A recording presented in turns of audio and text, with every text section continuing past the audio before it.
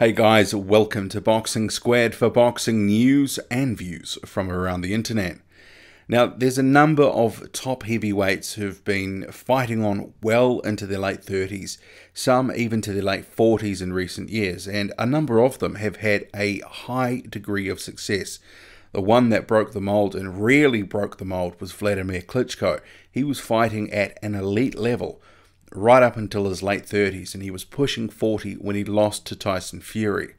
But Klitschko, he was putting on some really good performances. I mean, his last notable good performance was against Kubrat Pulev back in 2014, and he would have been, 36, 37 at the time, and that was a pretty dominant performance.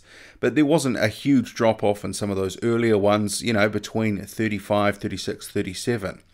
So, I mean, I think there has been a bit of a notion that in the heavyweight division, guys have been aging better in recent years.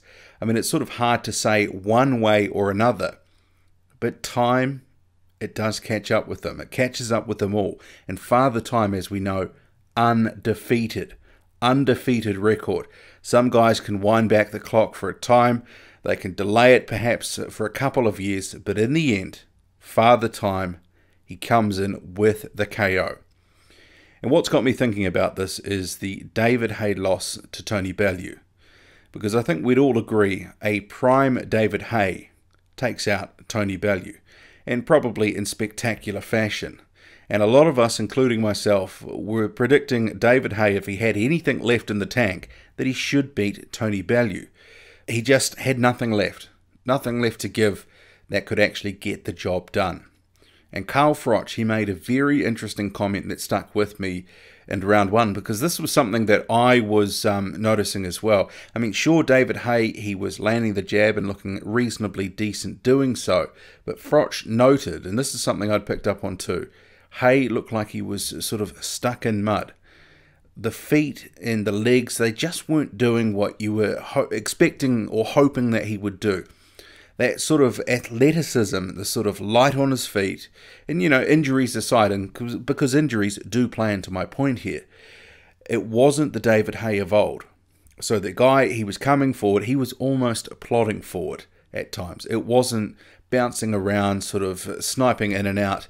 He was really trying to walk down Tony Bellew in a sort of sloppy, overbalanced sort of fashion, and he just looked terrible.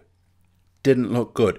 Tony Bellew, 33 years old, he's had a pretty lengthy career as well, a lot of miles on the clock like David Haye, but he's almost 5 years younger. And ultimately, that proved the difference, because you saw Tony Bellew is still in his prime. David Haye, as we saw again, far from his prime. And it goes to the point, Father Time undefeated. And we've actually been seeing a bit of this recently. There's almost a changing of the guard. There's a number of guys that have been hanging around the division for quite some time. And I'll get to some in a moment. But some of these guys have been, serious contenders in the heavyweight division for, some of them close to 10 years. Some of them, more on 5 years. Some of them have risen and fallen in that time, come back. But now, there's been a flurry of recent losses that I just wanted to touch on, because there is a bit of a changing of the guard here. We're seeing some of these guys who had hung around for so long, they're starting to, on the face of it at least, from what I can see, make their way out the door. And some of these guys, they'll continue to fight on because they have to, for money or whatever reasons, or, for pride. Boxers will tell themselves a lot of things. I mean, look at Lucas Browne, for example. He got absolutely torched by Dillian White. He looked terrible. He was overweight. He just looked dreadful. But now he's putting out Instagram videos almost daily, talking about his new regimen to get fit, how he's committed to training now, and all this sort of thing. Good morning. Today is the first day of the new journey for me. The journey of not fucking around while I'm here in Perth, etc. And when I hear that sort of thing, I actually get offended by that, because your job is a pro boxer. Your full-time job is to take this thing seriously. You were in a fight which could have propelled you onto, a much bigger fight. There could have been a lot lying down the road for you to get your hands on, more money. So, you keep winning, you keep getting good paydays, especially at that top level. But what we saw was Lucas Browne, constantly telling us in the lead up to the Dillian White fight that actually, he was going to come in heavy.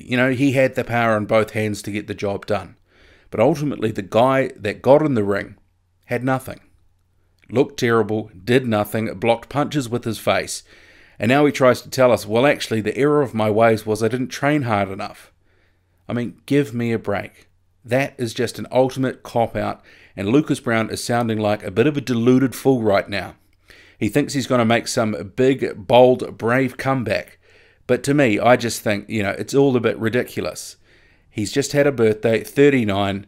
There is nowhere for him to go in terms of a world title. Lucas Browne had his chance, and he muffed it. He had the chance to train hard. He decided he didn't need to. He can only blame himself. But that's not the only loss that we can look at and talk about, because there's been quite a few recently. So we've got David Haye. Tony Bellew has beaten him twice now. And you might say, the first fight he was injured. But I think the second fight proved David Haye is a shell of himself, and even a year ago was a shell of himself. Like I've previously said, he didn't look great in those 6 rounds before he got injured last time. He may have had an injury, but, David Haye, he's always been injury prone. But he relied on his athleticism. Clearly, a lot of that is gone. And once you take that away from David Haye, there's not a lot left. Tony Bellew was, tagging him pretty nicely pretty much this whole second fight. David Haye wasn't hard to find. So you've got Haye Bellew, that's twice. You've got Lucas Browne. Then we go to Luis Ortiz. And this is not to take anything away from Ortiz's performance, because he performed well against Deontay Wilder. But at the end of the day, and this is going to my point, age became a factor in that fight. He emptied the tank, got Wilder hurt, but he couldn't get the job done, and then he couldn't recover. And I believe truly that age was a factor in that. I mean, a lot of people say Ortiz is well over 38. I mean, who knows? But at the end of the day, he is an older heavyweight, and he just couldn't get his gas back under him. And Wilder, he could. And ultimately, Ortiz paid the price. But the thing for Ortiz is, because he performed well in the earlier part of that fight, he's still got a future in the division, unlike some of these other guys, I believe, are sort of sliding on the way out now. I mean, Gerald Washington. He performed well against Deontay Wilder. He was, I think, 34 at the time. Then he faced Jarrell Miller 6 months later, or 5 months later. And almost like overnight, had his 35th birthday, faced Miller, looked terrible. We haven't seen him since. Gerald Washington, he looked dreadful against Jarrell Miller.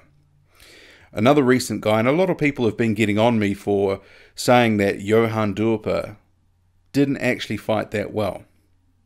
And what I mean by that is, you can't turn up for just 6 rounds and then get blown out for the rest, because that's what happened. Johann Dorper, 37, he's clearly a fading force now. Jarrell Miller gave it to him in those last 6 rounds. It was only a 6-round fight. Well, that was the 6 rounds that Johann Dorper was active and involved in. The rest, he was just, there was nothing left. And for a decent contender, because that's what he was in his prime, he gave Deontay Wilder a bit of a touch-up, but couldn't get it done. Johann Dorper was a good contender. But another guy, and this sort of exemplifies, being older, being inactive, sort of similar to Lucas Browne and a couple of others I'm going to get to, Alexander Ustinov. He hasn't had many fights in recent years. He fights Manuel Charr, looks horrific, and he's not retired yet, but I mean, you'd have to think Alexander Ustinov at 41, where's he got left to go? And Ustinov, for a time, very, very good contender. And I think a lot of people forget about him because he has been so inactive of late. Okay, next guy I want to touch on, Berman Stiverne. 39 when he faced Wilder. Dreadful performance. Knocked down 3 times in the first round of his rematch with Wilder in November 2017. He actually went through that first round, got knocked down 3 times, didn't throw a punch. didn't throw a punch. And clearly, he was poleaxed in the end, and it was waved off with a couple of seconds left in that round. Stiverne, dreadful. And this is another inactive fighter, a guy who had fought Wilder back in the start of 2015, and this was a time when Stiverne, he was actually rated number 4 in the world. He was a top 10 fighter at that time. Lost his belt to Wilder. He didn't, disgrace himself, but it wasn't a great performance. Wilder outclassed him. But at least it was a competitive effort for, decent stretches in that fight. Unlike the second time around, where 39 clearly had nothing left, came for the paycheck, came in overweight, and clearly, like Lucas Browne, hadn't trained, very hard for the fight. Another guy who's had another loss recently, and this is another Jarrell Miller opponent, Marius Wok. So, Miller has actually done a number on a couple of these guys who have been a little bit older, and he's clearly got some of them at the right time. And this is why I think a lot of people doubt Jarrell Miller, because some of these guys that he's facing, they are not the best opposition in terms of, being in their primes. They're good names, but they're on the slide. And Marius Wok was no different to Johann Dorper and maybe to a lesser extent Gerald Washington. He'd put on a pretty decent performance his fight before against Deontay Wilder. Just couldn't do anything against Miller. But Wok, he got sort of ground into the dust on 8 rounds. It didn't really do too much in that fight, but he's clearly on the slide as well. So what I've gone through so far is Haye, Ortiz, Brown, Dorper, Washington, Ustinov, Stiverne, Wok. And I guess if you wanted to, you could sort of throw Vladimir Klitschko into the mix of being an older fighter who in the end had a dreadful performance against someone in his prime in Tyson Fury. But those fights that I've mentioned apart from Vlad, they're in the last sort of, 8 to 10 months or so. A number of these guys have been top contenders.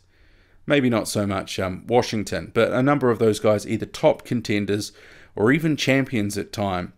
And, you look at that and go, that's a big chunk of some of the last 10 years in terms of decent contenders. And you have to ask yourself, who else is out there that fits that similar bill that could be next?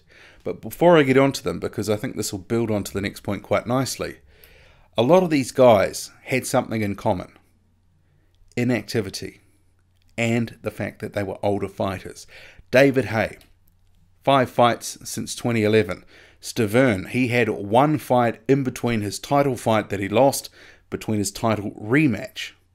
Lucas Browne, he had 2 rounds in, 2 years? Alexander Ustinov, he'd only had sort of 3, 4, 5 fights since 2014. Luis Ortiz, he found it hard to get consistent work because he was avoided. So one of those things that, these older guys, it seems to count against them, is their inactivity. Obviously, someone like Vladimir Klitschko was finding work pretty easily because he was the champion. A lot of these other guys were not. But perhaps there's also another reason that they weren't fighting regularly, because they were looking for prime opportunities to make prime paydays, because perhaps they didn't know how many that they had left. And it brings me to, and this is someone, I don't know how much they've got left, and they're in that inactive mold. Kubrat Pulev. He hasn't had many fights in the last couple of years. Since his 2014 loss to Vladimir Klitschko, he's had, 4 or 5 fights? It's not much. He's not fighting regularly. He had a chance to fight Anthony Joshua, pulled out late on with a sort of pectoral injury, a torn muscle of some sort, and really hasn't been cited since. And you got to wonder, what is the deal with Kubrat Pulev? Is he going to sort of fall into this camp? Because remember, some of these other guys that got beaten, we actually still rated them relatively okay in the context of the division when they were beaten. But when they were beaten, it became clear where their place really was. Lucas Browne's a good example. Even David Haye, this most recent performance where he was so outclassed by a cruiserweight, because that's what Tony Bellew is, that, you're just like, wow, clearly he had nothing left. He was there for the paycheck, and that was about all. And Alexander Ustinov, he looked a shell of himself as well. But he hadn't fought for a while, so he didn't know what he had left, because going into that, you go Alexander Ustinov, Manuel Charr. Well, you'd think Ustinov and Charr, even at his advanced stage, Ustinov could be a guy who would, have a decent shot against someone like Charr, because he had the height, he had the reach, he's got a good punch. But, it just didn't count for much. At his advanced stage, he just didn't have enough in the tank to get it done. And he got dominated, really, by Charr for decent stretches of that fight. So Kubrat Pulev, inactive, what does he have left? Is this going to be a case, for example, Dillian White decides to take up the eliminator fight and just tortures Pulev? That would be a sad way and a sad end, if that was to happen and it sort of ended his career or something like that. But given what's been happening in the last year, I could totally see that happening. One of these guys like Pulev, who's been a sort of there or thereabouts contender, high-level contender for a number of years, could just turn in a shocking performance. And then we go, well, actually, the signs were there. He was inactive. He hadn't been fighting anyone of note. We should have known, actually, he was on the slide. 36 now, well, maybe he is. We just don't know. But he can't hide forever. If he does want to get back to a title shot, he's got to get through an eliminator. So we will see where he's at soon. And there's a couple of other guys that, you do have sort of on the fringes. Carlos Takam, he's now had 2 losses since being 35, and that's out of his most recent high-level fights. Joseph Parker and Anthony Joshua. No disgrace in that. But can he get back to a level, or will he be able to maintain at the level that he has been at? He put up competitive fights, especially against Parker. He was 35 then, and he was, 36 when he fought Anthony Joshua. And that was a decent performance in itself, but in the end, Joshua didn't really have too much trouble. So you would have to think, Carlos Takam, even though he hasn't disgraced himself, similar to Luis Ortiz, putting in good efforts, but losing efforts, well, he could actually end up sort of continuing to slide. And another guy, I guess this will be on some people's lips as well, Alexander Povetkin. Where is Alexander Povetkin at? I think we saw in the David Price fight, he's hittable. David Price clipped him with that decent left hook, and, Povetkin was sort of, rushing back to the ring, trying to keep his balance. That was an instance with that fight. I thought, yeah, Povetkin, he has sort of slid from where he was, because a prime Povetkin, truly a prime Povetkin. Remember, he was on the juice at the time. Meldonium was legal. He was taking it. He's admitted he was taking it, but he was allowed to. It was legal. That version of Povetkin would cream this version of Povetkin. And that's not to take anything away from Alexander Povetkin, but he's 38 now. He's mandatory challenger for 2 different sanctioning bodies. It's sort of last chance saloon, or starting to feel that way for a title shot. And we've seen a gradual decline in some of his performances. Rudenko and Hammer, those fights, they were okay fights, but they were nothing special. Then again, he had the Duopa knockout. That was the end of 2016. He looked really good in that. But then again, a spectacular knockout can always paper over the cracks. There are some other guys as well who are older, sort of in the 35-plus club. And actually, Amir Mansour is 45. You've got Zhili Zhang, he's 35. Zhanlong Zhang, he's 36, I believe. And you've got Eric Molina, 36 as well. They're sort of in this group where I kind of consider them almost one loss away from being irrelevant. And that's just sort of the ruthless nature of some of these guys who are on the fringe. They really have to be matched well, because if they're, matched poorly and they get taken out, that may be the last that we see of them. And Molina, he's definitely been on the slide. And actually, he's facing another guy that I've already mentioned later this month. He's facing Marius Wok. So, in itself, that will be quite an interesting fight. I think I would favour Wok to win that one. But we are entering a phase where a lot of these older guys who've been around for a while are starting to sort of, slide down the ranks or out of the scene completely. And we've got some other guys who are coming through. There will always be people rising and falling, people coming in to take people's places. But it will be interesting to see where things go. I think we've seen the likes of Dillian White, Dominic Brazil, Jarrell Miller. They're now occupying that sort of best of the rest type ranks. But who are the other guys that are coming in behind them? I think we've seen some positive signs. Daniel Dubois, Joe Joyce, Filip Hrgovic, Tony Yoka. They're just to name a few. There's going to be some others as well that join them. Some other guys, Teslenko. A couple of these guys will come through and they will win titles. But there's always going to be a place for those guys that come through, are solid contenders like a Marius Wok or a Johan Dorper. There's always going to be a place for that. There's not a lot of guys, it kind of feels like there's not a lot of that filler.